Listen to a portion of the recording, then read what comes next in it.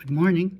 It's Tuesday, October 3rd, and I'd like to ask you, is there something that you're waiting on God for, that you're hoping for, that you're desiring?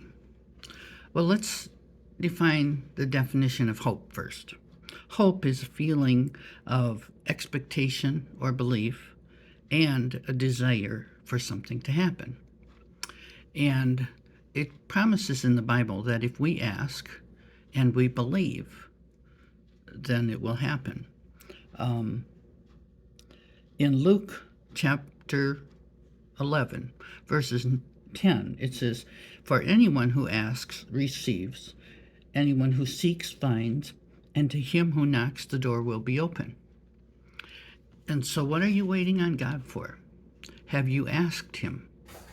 Have you looked into it? Have you knocked on all the doors? But do you also believe and hope and desire and expect that God will provide for you? Do you have the faith? Well, now, faith is a lot like hope, but it's a little bit different. In Hebrews 11:1, it says, "Now faith is the substance of things hoped for, the evidence of things unseen." Faith is the substance of things hoped for, and hope is expectation and desire. And so you have to have the faith, you have to have hope in order to have faith. You have to have both of them. Because if you don't hope, if you don't believe in Jesus, then you're not going to have much hope or faith. In Jeremiah 29:11, a lot of us know that verse. It says, God is saying, "For I know the plans I have for you, says the Lord.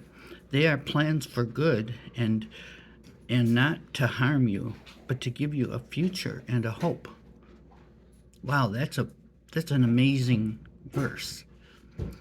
He wants to give us hope. Why would he want to give us hope? So that we could have faith. And then if we have faith and hope, then we can ask and we can know that we're just waiting on God. We're just waiting.